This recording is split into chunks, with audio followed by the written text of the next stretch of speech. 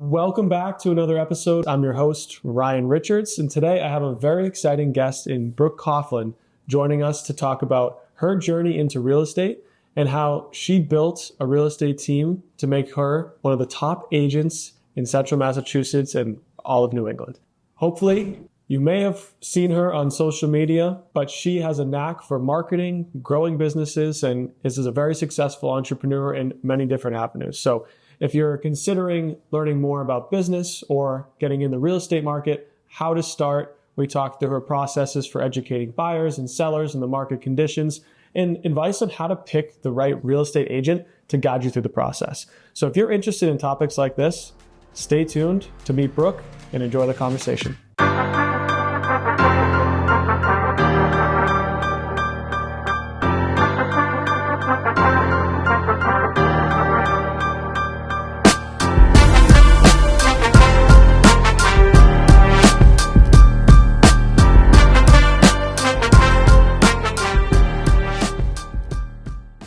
Brooke, thank you for joining me today. Of course, Ryan. I'm super excited to be part of your podcast. Yeah, me too. We have a lot of good stuff to talk about, a lot of exciting things you have going on. Yeah. So for those of you who don't know, I always like to start off by just getting a little bit of background on you and specifically like your journey in real estate.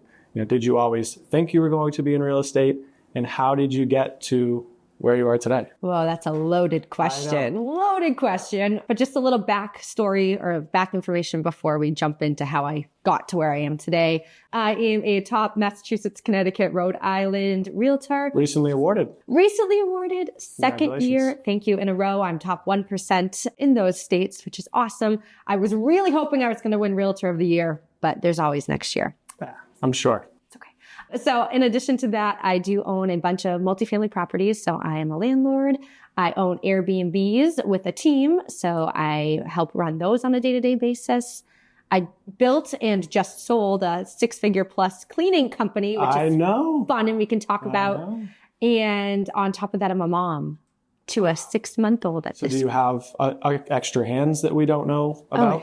No, I juggle all of it. Gosh, no, it's a lot. But I wake up every day excited and grateful for this life. And now having a son, my why is just amplified. Oh, I bet. I'm doing all of it for him. I bet. But I wasn't always here, Ryan. So how'd you start? I mean, obviously a lot of awesome stuff going on. Yeah. But I know your background a little bit personally, of course. But tell me from the outside, it's like, when did you start to decide real estate was your path, and how'd you jump into it? So I come from a family of educators. I thought I was going to be a teacher forever. I was a 7th grade teacher for 3.5 years, and I was doing that. I had my cleaning company, and one day for my cleaning company, I didn't clean, I had employees, but I'd go around to people's houses and I'd give quotes.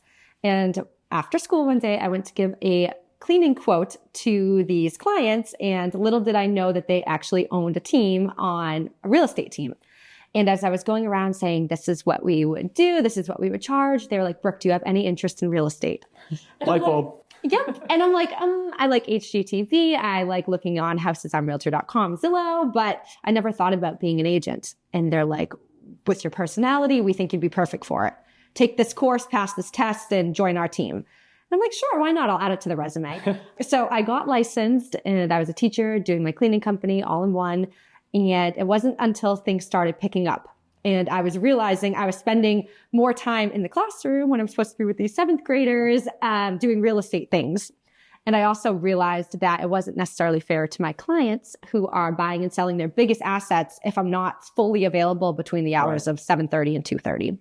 So into my 3rd year of teaching, it was like October, I made the decision, come winter break, I was going to jump all in real estate, say goodbye to my teaching journey. And that was a big decision to make because that was steady income. Every 2 weeks, this is crazy to think about. At that point, when you made the jump, had you done a few transactions? Yes, I had done a few transactions. I saw the money coming in. I had a few deals lined up. But it was also scary to leave a steady income to go full entrepreneur. Yeah. And I'll never forget this. I was making $1,400 every 2 weeks, scared to leave it because that paid my mortgage, that paid my car payment, my gas, my groceries. And now, like looking back, some deals that I do equate to more than my entire teaching salary per year. So that you don't regret. No, I do not. I don't. But it's funny in times of like that where you have a sense of fear. It's almost like a leading indicator that it could be worth, Right. The sacrifice or just mental challenge you have to make to like break through that. Yeah. Especially when it's entrepreneurship. A lot of people stop there. Correct. Yeah, I fully agree. And somebody actually the other day just said to me, Brooke, what is your superpower? And I'm like, my superpower? I'm not into like superheroes or anything like that. But I thought about it and I'm like, the ability to teach. So even though I left the classroom with my 7th graders, I still teach every day, whether that's my clients, the other agents, myself. Right. I bet that was actually a probably reasonably, it's not seamless, but comparable and relatable transition because you are very much in a teaching role now, just right. In an outdoor active classroom. Correct. And where the sky is the limit. That was like the biggest thing with teaching that I was like, I could be the worst or the best teacher and put so much time, energy, effort into this. And I know every year I'm going up my 2% raise. Right. Versus real estate, the sky's the limit. Yeah. And I thought, well, glad you recognized it when you did. I mean, who could you imagine what you'd be doing now without that leap of faith? Yeah, no, all the power to the teachers. The world needs great teachers. Absolutely. I took that risk and I couldn't be happier. You got it in your own way now. So, right. And then, so this time frame wise, when was this transitioning relation to today? That was probably about 2-3 years ago now. Which is a long time, but not necessarily with how much you've grown. So from that point, so you were teaching, you decided to take the leap into real estate, helping out clients. What was like the next phase for you? What was your focus point at that point, and how did you get from that launching pad to kind of where you are now? I jumped all in. Everybody talks about the power of social media, but I really use that to my benefit, just from my personal network, from my teaching network, from my cleaning company network.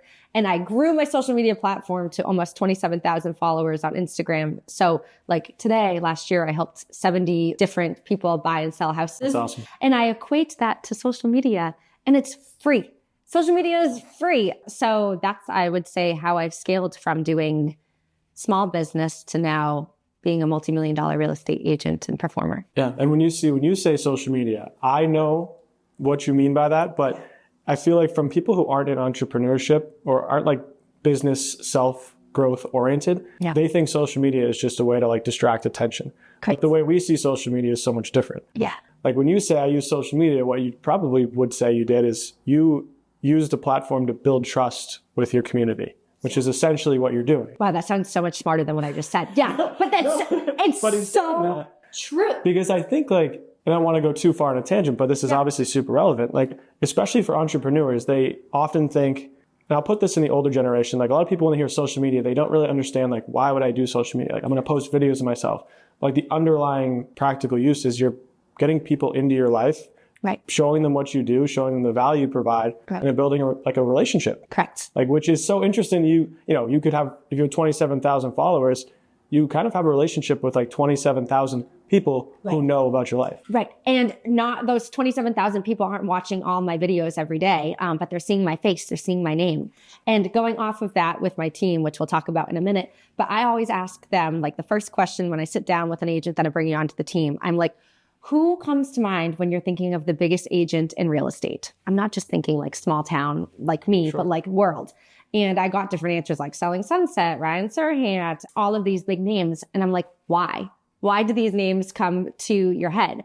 And overall, the overarching answer is presence, consistency over and over and over again. You go on social media, you see Ryan Serhant every single day. I don't click on all of his videos, but I see his face, I see his brand. And that is what I try to replicate with my own brand.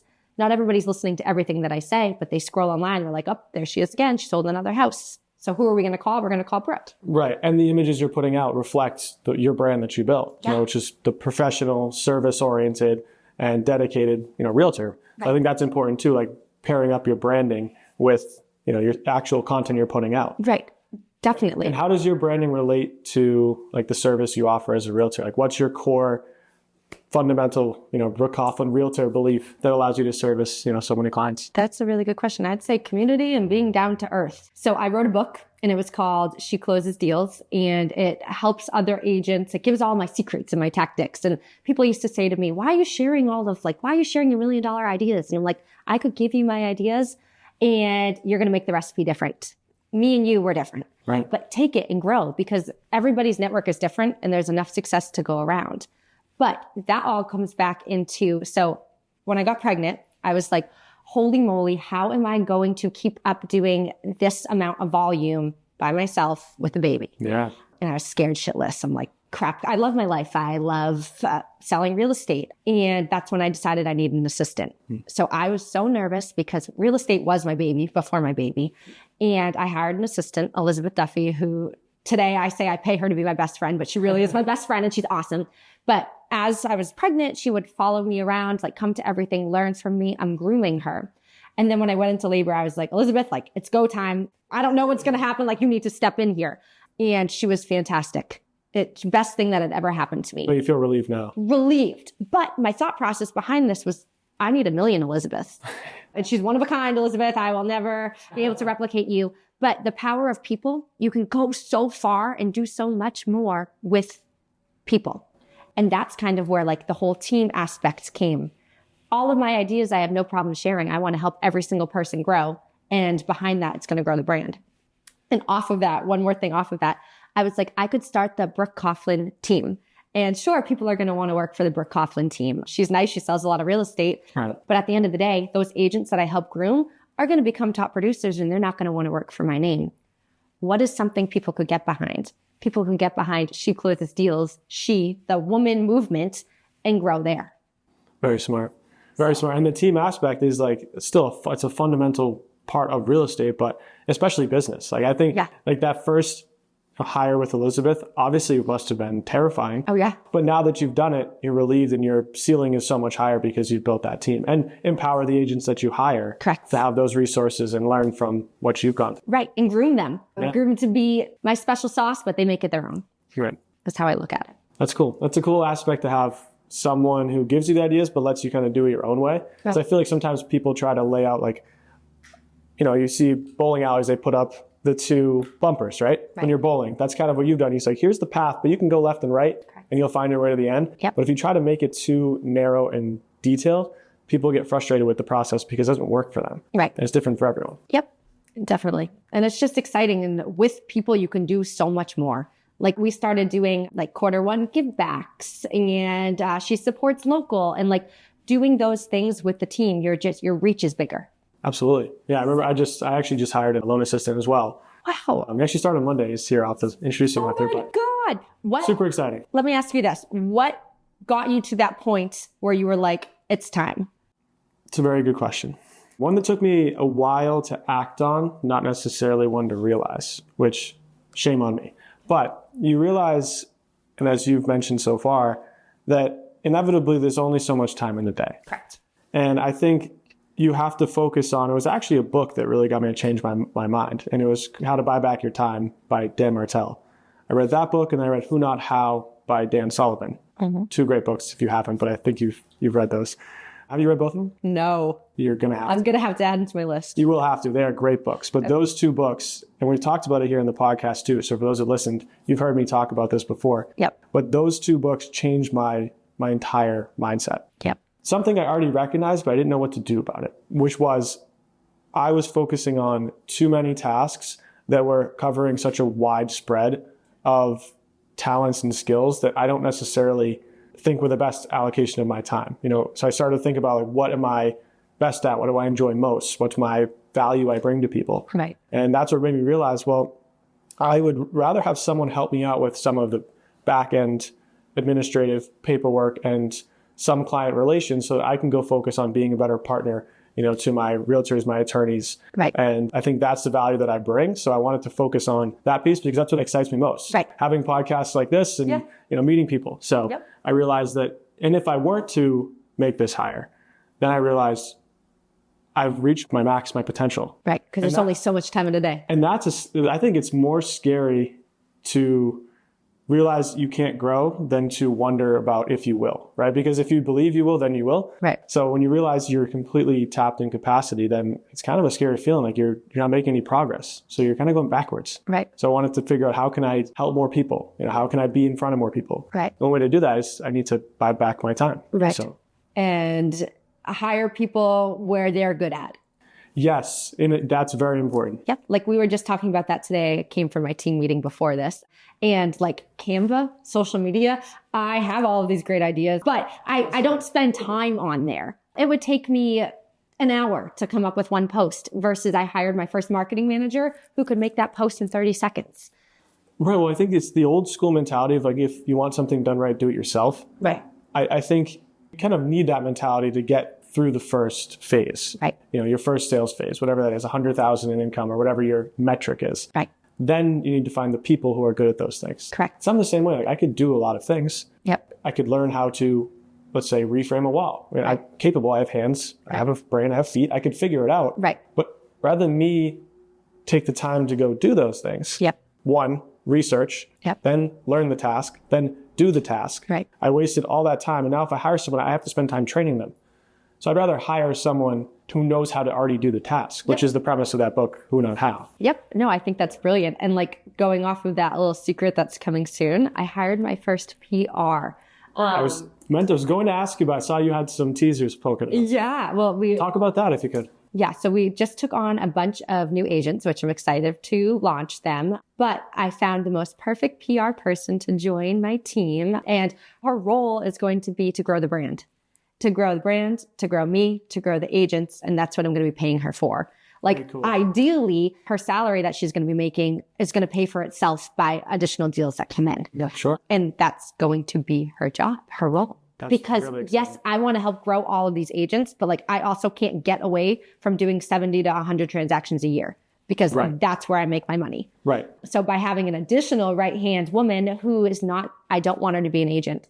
I said to her, I would never tell you not to, but competition-wise, if you're helping other agents grow, and even myself, and I'm putting you in this position of power almost, it would be beneficial, I think, to everybody for you not to be an agent. It makes sense. And then deals that she refers, like she'll make a big chunk off of it, but she herself won't be an agent. I think that's smart. Not only from the standpoint of like protecting the business dynamics, but also I think there's value in having someone with a narrow vision. Right. Especially someone in that position. Yep. You wouldn't want her spending time prospecting, like focusing on her agent side of business. Right. It might not impact your business directly. Yeah. But indirectly it will. Because either she does, say, directly take a client, probably wouldn't happen. Right. But more so indirectly, her time's going to other places where now she knows her lane. She's hyper-focused on being like the best person for that specific job. I think it's going to be the best thing that's ever happened. Just taking everything to the next level. So I'm excited really to see excited. It. Yeah, that's very cool. You're going to be like, she is the most perfect person for this job when you find out. How much does Brooke pay you? I'll double it.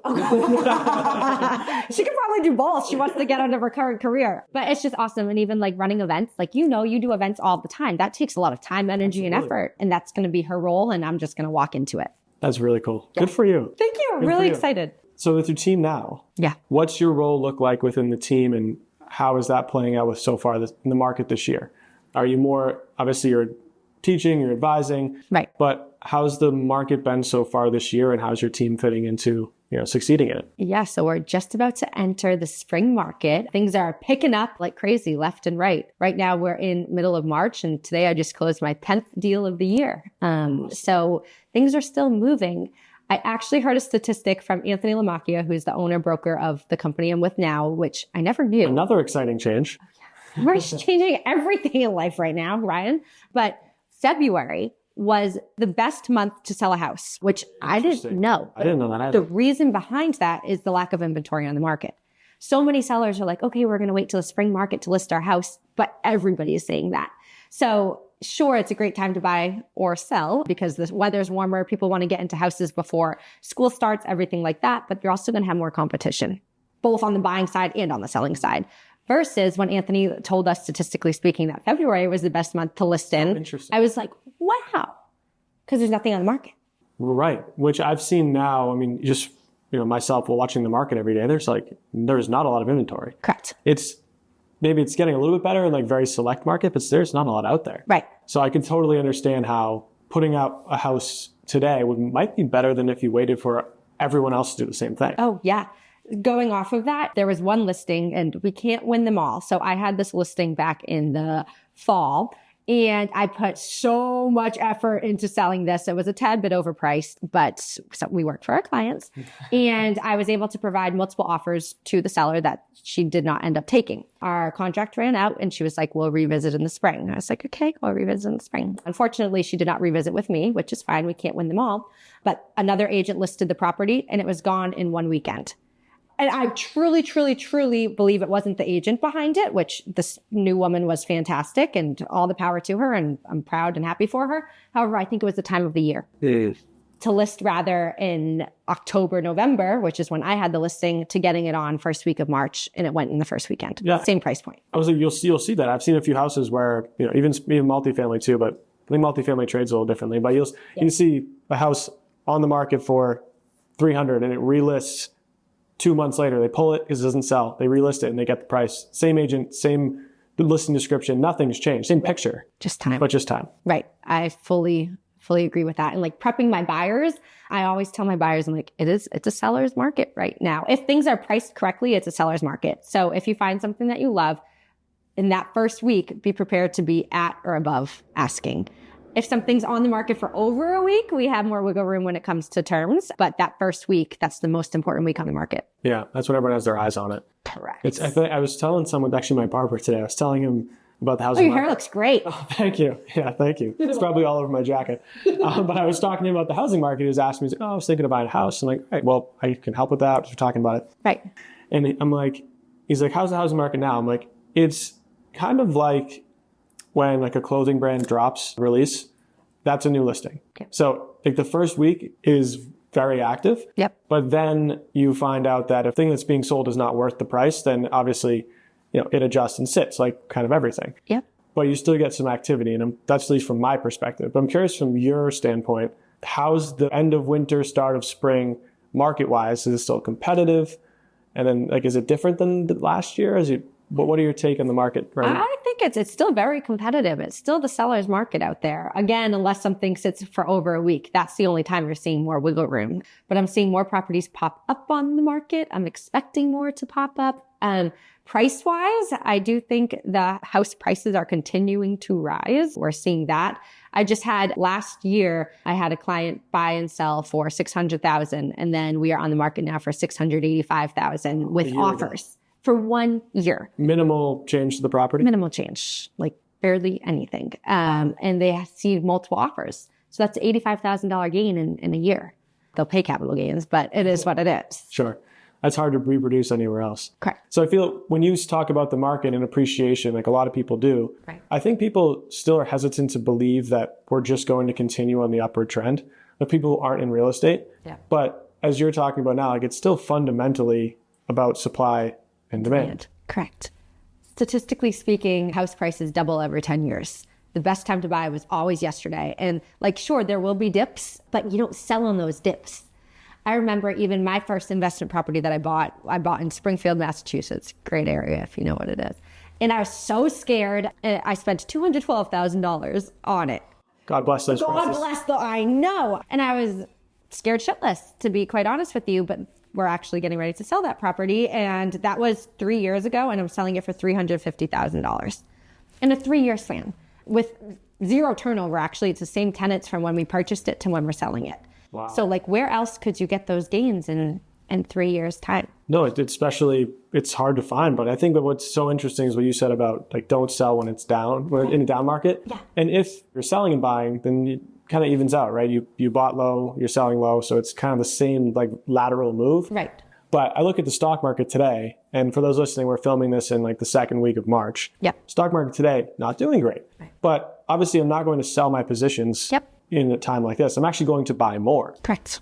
So that's, I think, where people don't necessarily relate stocks to real estate in that same way, where just, okay, market will fluctuate. That's natural. Yep. But you just adjust what you do during each time. Right. If it's market's down, you can still buy. Right. And you just don't sell when it's down. Of course. No, it makes total sense. And like, even look at like our parents' houses when they bought and now what their houses are worth 30 years later. I think it's incredible. And when people buy, a lot of times that they're thinking to buy and hold anyway. You don't buy with the thought that you're going to turn around and sell it in 6 months. No. It's a long-term game. And if you do, it's a completely different strategy. Correct. Like you need to then increase the value on your own. You can't just rely on the market. Right. Like if you're renovating or flipping or something. Speaking of flips, you have a flip coming up. I do. Want to tell me about that? Do you have any buyers? Maybe.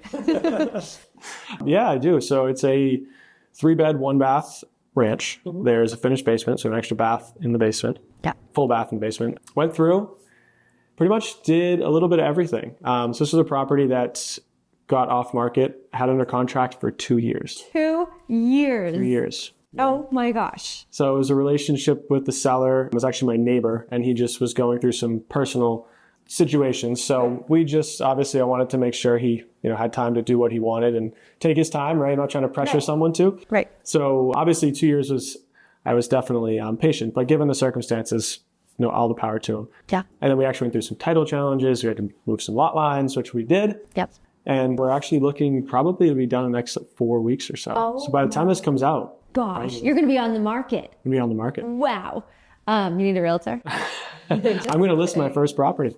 Are you? Yeah. You're licensed? I am. Who are you licensed under? A small brokerage out of Ashland. Wow. I didn't know that. Good for you. Yeah. Double dipping. Yeah, we'll see how it goes. I might regret it, but I figure I got to do one. Yeah, I got to do one. So I've done a few buy-side transactions and stuff for myself, but. Yeah, but you also see all aspects of this on a regular basis anyway. So sure, if somebody's going to make 2% of it, it's value to you. Right. Right. Should I stage it? I have a great stager. I actually just staged 2 properties with the stager that I recommended to you, and I highly, highly recommend her. I was definitely thinking about doing it. I was talking to a few other people who had flipped recently, and like that's the biggest miss that people who flip houses make is they don't stage the property. Right. Yeah. Which I think is super important. Because it helps people envision what the house could look like. Oh, absolutely. Yeah. You walk into an empty house, you need to have a really strong vision to be able to see where can I put my couch? Will my dining room table fit? And is my king size bed going to fit in this? That's always a good question. Yeah. That's always a good question. Yeah. I thought about mock staging it with some boxes and a comforter, but then I decided against that. So we'll do it for real. Yep. You're probably looking at about $2,500. But I think you'll make that back. I think I'll be able to make that back. I think it's worth it in the end. Yeah, I agree. And I think that's that type of strategy, the flipping strategy, obviously you have to be, if you're selling in 6 months, it's a totally different thought process. Yep. But getting back to the conversation on the market side of things, I don't want to hold you to any predictions, but I do have to ask, what do you expect for the rest of 2025, both from kind of the buy and the sell side? Do you expect it to be a busy year for real estate? I do expect it to be a busy year of real estate. I think it's only going to get better and busier. I was actually told, again, by my powerful leader, Anthony Lamacchia, that the past 2 years have been horrible years in real estate in terms of volume, which is crazy to think about because if we had that good of bad years, I can only imagine what it's going to look like on good years. I think that interest rates are stabilizing, and you're the lone king over here. But I think they're not too high, and we're never probably going to see the 2s again. But they're stabilizing, and more I'm seeing sellers be okay with selling now.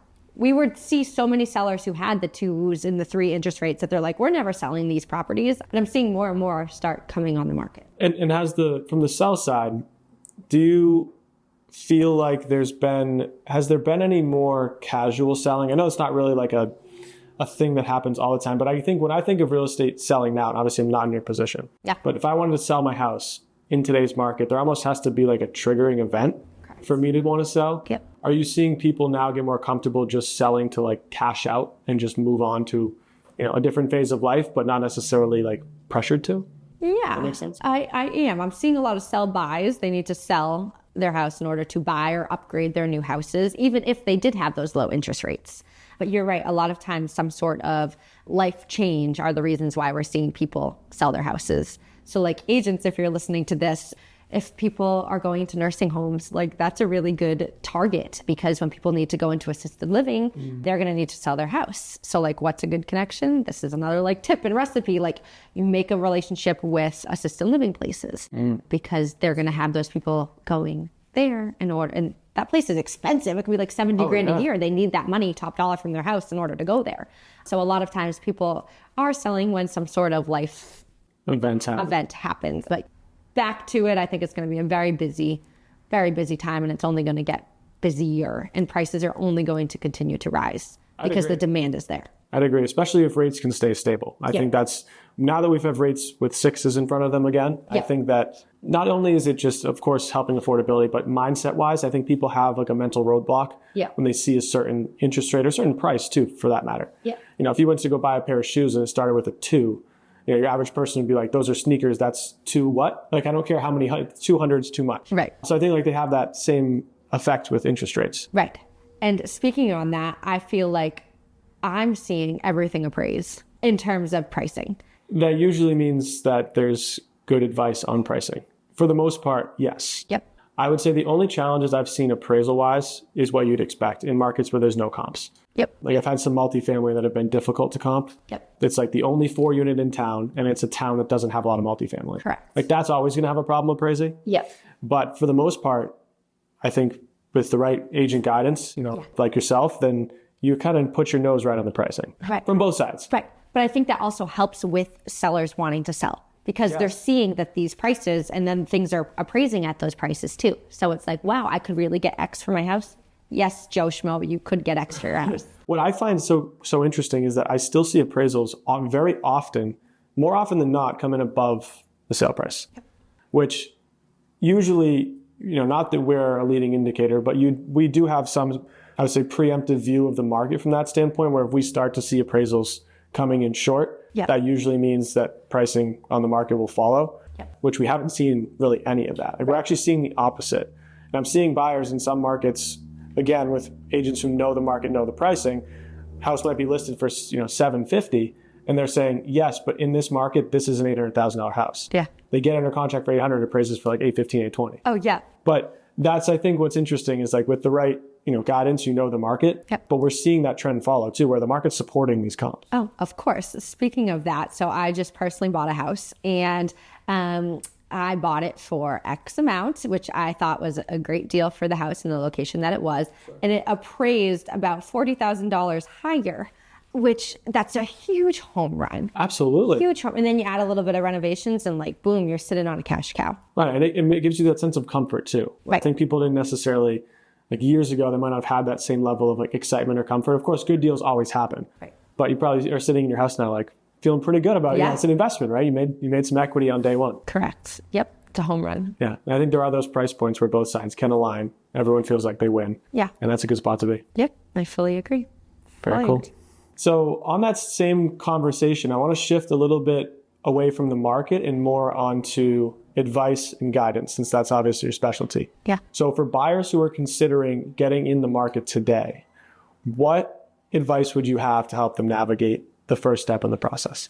Wow, that's a loaded question. But I'd say, number one, you got to find an agent that you trust, an agent in your market area. That's most important. You want to work with an agent who does this on a regular basis. And not to sell myself, but I always say to all of my clients, the average realtor sells between 7 and 10 houses a year. I sell 70 plus. So you are in really good hands when you're working with me because I've seen a lot. I haven't seen it all, but I've seen a lot. So I have so many tools in my toolbox in order to get you to that finish line. But step one, I would say, find a great agent. Step two would be you come into play, the pre-approval, the financing end of things. And I always tell my clients, we can work with anybody because your agent should be a team player and be able to work with anybody. But also your agent has preferred lenders that they work with on a regular basis, who they know is going to answer the phone call at 8 o'clock on Sunday night when you want your numbers run. Right. So I think that is extremely important as well, to work with a lender who is going to work well with the agent, well with the client too. Then we narrow the search down. Where do you want to be? Like being mindful of locations and price points, especially in this Worcester County. Your Worcester, your Grafton are a little bit more expensive rather than your Dudleys, your Charltons. So we look at location. Where do you want to be? Price points. I'm finding, and maybe you can jump in here too, I'm finding like when the pre-approval amount comes in, let's say it's $500,000, buyers might not necessarily be honing in on the $500,000. They're more looking at what their monthly payment is going to be. Do you see that too? I do, yeah. Which I do advise them to focus on the monthly payment. Yep. Then we can back into the price point. So I always start with, what do you want to comfortably afford? Right. So I don't really necessarily care as much about the price. We'll figure out the price later. Right. So they start with, $3,200 a month. Right. I could run the numbers and back into probably $400,000 or so. Yeah. With a low down payment. So back into the price, then you can, from your side, know that they've thought about the payment. Right. They know what it gets them for a price point. and then you can guide them on the rest of the expectations as far as what that gets them. And that's what they're comfortable with. And they're the ones living there. I say that all the time. I want you to be comfortable with your decision because I'm not moving in. I'm not paying for it. You are. And backwards design, that goes hand in hand with like teaching. So Absolutely. You're a teacher too. My own way. Yeah, definitely. And after figuring out price point and comfortability areas, we then talk about must-haves. What are your must-haves? What are your wants?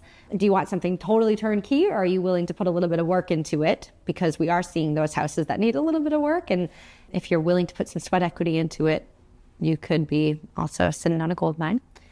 So we talk about that. And then the big one, we talk about timeline. Are you ready yesterday if the perfect house comes on the market? Are you going to be ready in a month, 2 months, 6 months? And also knowing that timeline, that also helps me if I'm going to be how hands-on with you.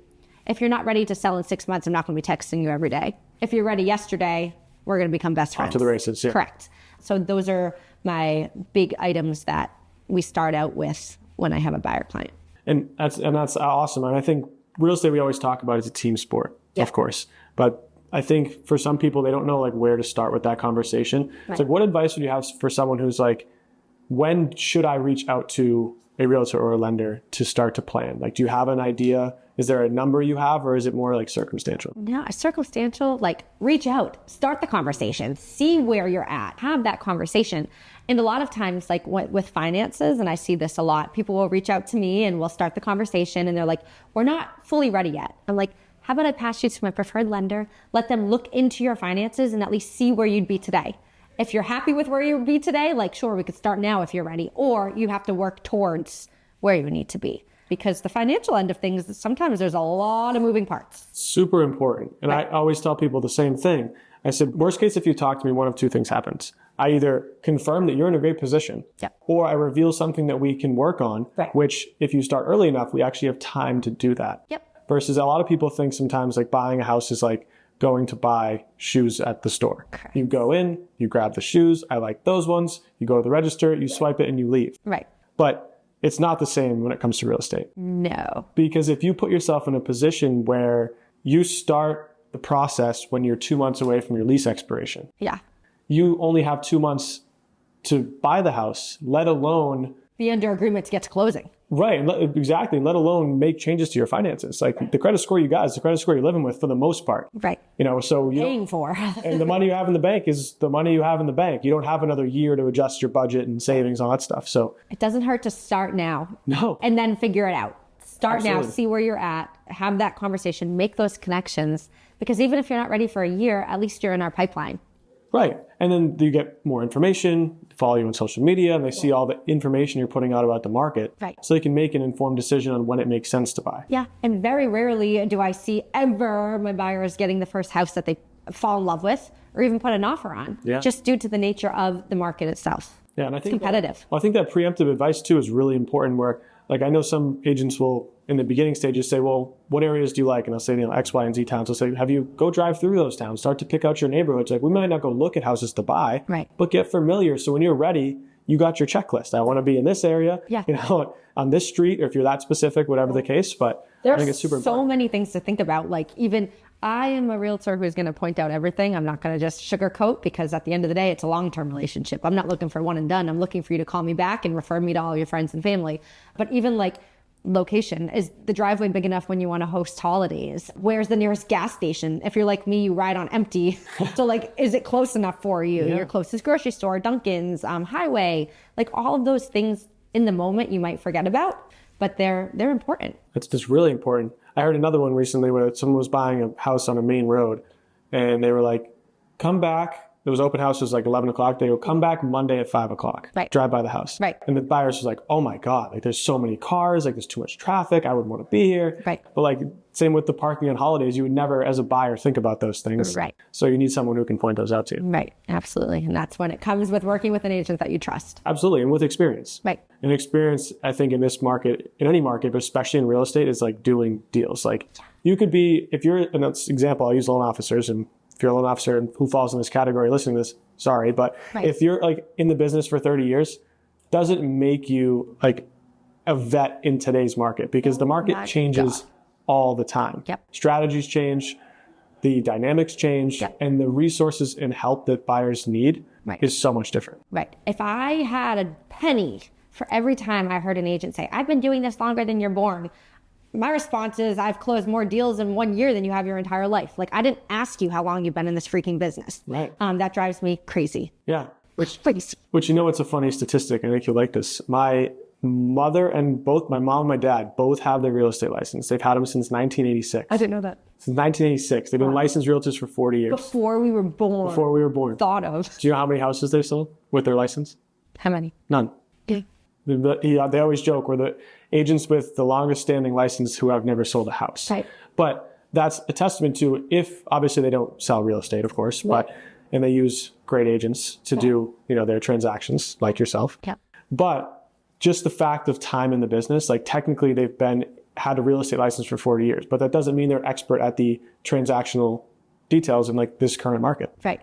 So I think you need to, like, what types of questions would you have if you were a buyer trying to vet a real estate agent? Like, let's say someone for some reason didn't call you. Right. What types of questions would you tell them to ask their prospective agent to make sure they're vetting the agent too? Right. Oh, that's a good question. You can take a second too. You don't have to. Yeah. Let's see. I'd say, what is your volume? How many houses have you sold? Where are you from? Where have you sold? Like, you want to work with an agent that is knowledgeable in that county that you're looking for. And also, I think a really big misconception is that since August 18th, but even before that, buyers don't realize that your agent is free to you.